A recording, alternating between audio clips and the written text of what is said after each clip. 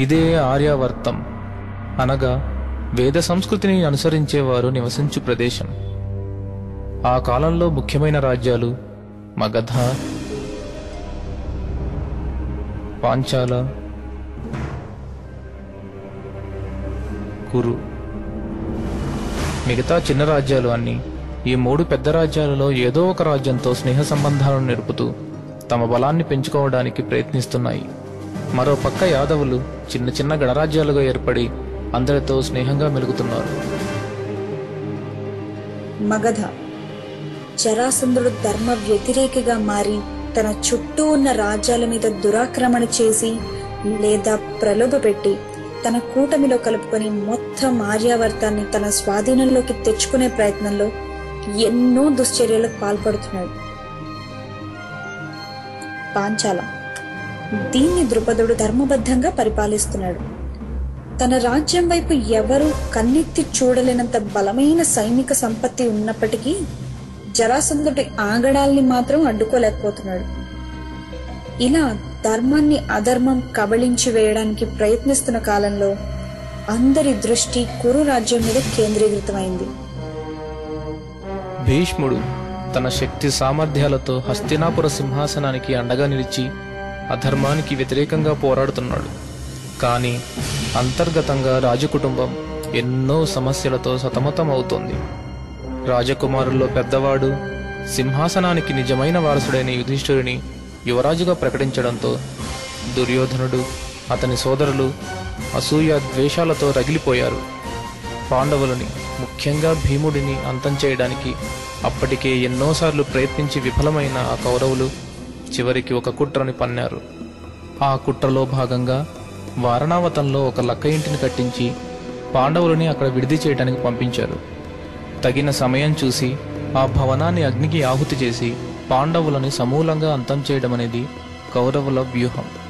కానీ పాండవులు తమ బుద్ధి బలంతో ఆ లాక్షాగృహం నుండి బయటపడి సొరంగ మార్గం ద్వారా సమీపంలో ఉన్న అరణ్యానికి సురక్షితంగా చేరుకోగలిగారు.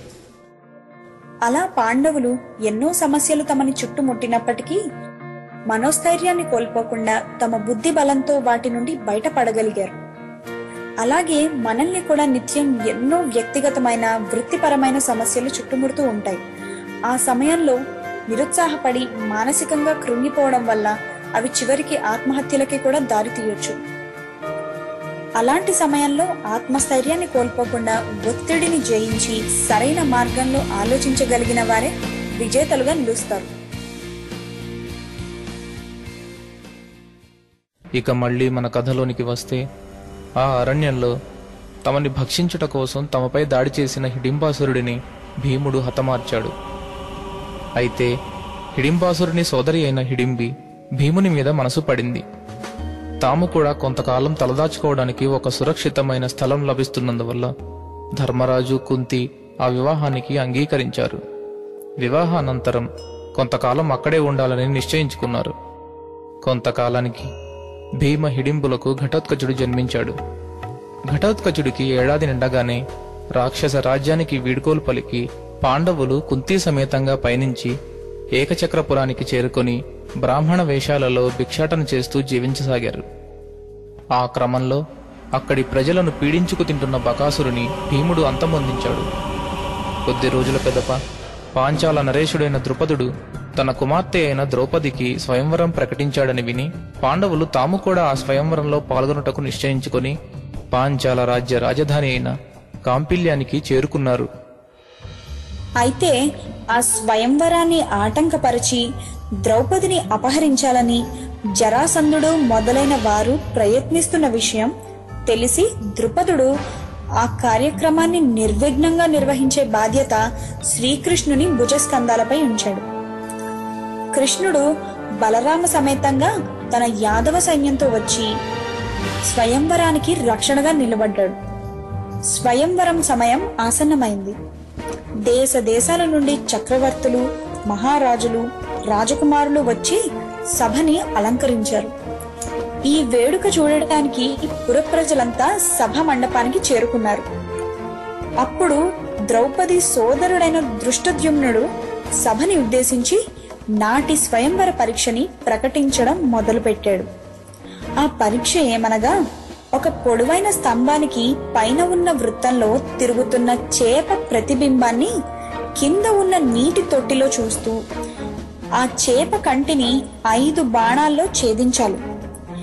ఇది విని అందరూ విస్మయం చెందారు. ధైర్యం చేసిన కొందరు ప్రయత్నించడానికి ముందుకొచ్చారు. చాలా మంది ఆ ధనుసుని లేపలేకపోయారు. శిశుపాలుడు, దుర్యోధనుడు, చివరికి కర్ణుడు కూడా ప్రయత్నించి విఫలమయ్యారు. కర్ణుడు వంటి ఉత్తమ ధానుష్కుడు కూడా విఫలమవ్వడంతో ద్రుపదుడు నిరాశతో లేచి, పోటీలో నెగ్గగలిగే సామర్థ్యం ఉన్నవారు ఈ సభలోనే లేరా అని తన ఆవేదనని వ్యక్తం చేశాడు. అప్పటి వరకు బ్రాహ్మణుల మధ్య కూర్చుని తన సమయం కోసం నిరీక్షిస్తున్న అర్జునుడు లేచి మత్స్య యంత్రం వైపు కదిలాడు. ఇంతమంది యోధులు చేయలేని పని ఒక బ్రాహ్మణుడు సాధించగలడా అనే అనుమానంతో సభలోని వారంతా ఆశ్చర్యానికి గురయ్యారు. వారలా చూస్తూ ఉండగానే అర్జునుడు ఆ ధనుస్సుని చేతిలోకి తీసుకుని నారిని బిగించి బాణం ఎక్కుపెట్టి ఏకాగ్రతతో నీటిలోని ఆ చేప యొక్క ప్రతిబింబాన్ని చూస్తూ బాణం వదిలాడు. అది సూటిగా ఆ తిరుగుతున్న చేప యొక్క కంటిని ఛేదించింది. సభలోని ప్రజలంతా ఆనంద ఆశ్చర్యాల్లో మునిగిపోయారు. అయితే క్షత్రియ కన్యని ఒక భిక్షాటన చేసుకునే బ్రాహ్మణుడికి ఇచ్చి ఎలా వివాహం చేస్తారని జరాసంధుడు, దుర్యోధనుడు మొదలైన రాజులందరూ గొడవ చేయగా శ్రీకృష్ణుడు వారిని సమాధానపరిచి పంపించాడు.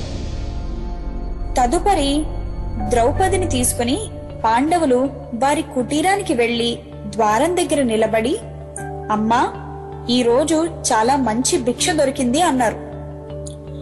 లోపల పని చేసుకుంటున్న కుంతి బయటికి చూడకుండానే, ఆ భిక్షని మీ అందరూ సమానంగా పంచుకోండి నాయనా అంది. తమ తల్లి అలా అంటుందని ఊహించని పాండవులు నిర్ఘాంతపోయారు. బయటికి వచ్చి అసలు విషయం తెలుసుకున్న కుంతి అప్రయత్నంగా తను అన్న మాటలకి ఎంతో బాధపడింది. తమ తల్లి పొరపాటునన్నా కూడా పాండవులు ఆమె మాటనే నిలబెట్టదలుచుకున్నారు. ఈ విషయం తెలిసిన ద్రుపదుడు మొదట ఆగ్రహించినా ఈ విషమ స్థితి నుండి తమను బయటపడేయడానికి రావాల్సినదిగా వ్యాసునికి కబురు పెట్టాడు. మరుసటి దినం వ్యాసుడు, కృష్ణుడు, పాండవులు, కుంతి, ద్రౌపది, ద్రుపదుడు మొదలైన వారందరూ కలిసి ఈ విషయంపై చర్చించసాగారు. అప్పుడు వ్యాసుడు ద్రౌపదికి 3 మార్గాలు సూచించాడు. మొదటిది, స్వయంవర నిర్ణయం ప్రకారం అర్జునుడు నిన్ను గెలుచుకున్నాడు కాబట్టి అతడిని మాత్రమే వివాహం చేసుకుంటానని చెప్పు. దీనివల్ల నీకు మహాయోధుడైన భర్త లభిస్తాడు. అతనితో నువ్వు సుఖంగా ఉండొచ్చు. అయితే తమ తల్లి మాటని జవదాటమని పాండవులు కలిసి చేసిన ప్రతిజ్ఞని భంగపరిచిన దానివే అవుతావు. దానివలన వారిలో ఐకమత్యం లోపించి అధర్మాన్ని ఎదిరించే శక్తిని కోల్పోతారు. రెండవ మార్గం ఏంటంటే, ఈ పరిస్థితి మీరు ఊహించినది కాదు కాబట్టి నువ్వు నీ తండ్రి గట్టిగా నిర్ణయించుకొని అర్జునుడిని నిరాకరించండి. కానీ దానివలన స్వయంవరంలో గెలిచిన వారికే తన కూతురుని ఇస్తానని మీ నాన్నగారు చేసిన ప్రతిజ్ఞ భగ్నమవుతుంది. ఇక మూడవ మార్గం ఏంటంటే, కుంతి మాటకి కట్టుబడి నువ్వు ఈ పాండవుల 5గురిని పెళ్లాడాలి. కానీ అప్పుడు నిన్ను అనేకులు విమర్శిస్తారు, నీ సతీత్వాన్ని అనుమానిస్తారు. అయితే నిన్ను అర్థం చేసుకోగల భర్తలు 5గురు నీకు లభిస్తారు. వారు మాటల్లో చేతల్లో ఒకటే జీవిస్తున్నవారు. నీ కారణంగా వారి ఐక్యత ఇంకా దృఢమవుతుంది. దానివల్ల వారు అధర్మాన్ని జయించి మానవలోకం శాశ్వతంగా గుర్తుంచుకోగల మహాచక్రవర్తులుగా కీర్తిని పొందుతారు. ఇలా 3 మార్గాలు వ్యాసుడు చెప్పగా ధర్మాన్ని కాపాడడం కోసం తాను సమిధగా మారదలుచుకుని 3వ మార్గాన్నే ఎంచుకుంది ద్రౌపది. అలా ద్రౌపది దేహాలు వేరైనా ఒకే ఆత్మగా జీవిస్తున్న పాండవుల 5గురిని వివాహం చేసుకుని వారి ఐకమత్యాన్ని బలపరిచి ఒక విడదీయలేని బంధాన్ని వారి మధ్య ఏర్పరిచింది. అలా 5గురు పాండవులు తమ ఐకమత్య బలంతో 100 మంది కౌరవుల్ని కూడా జయించగలిగారు.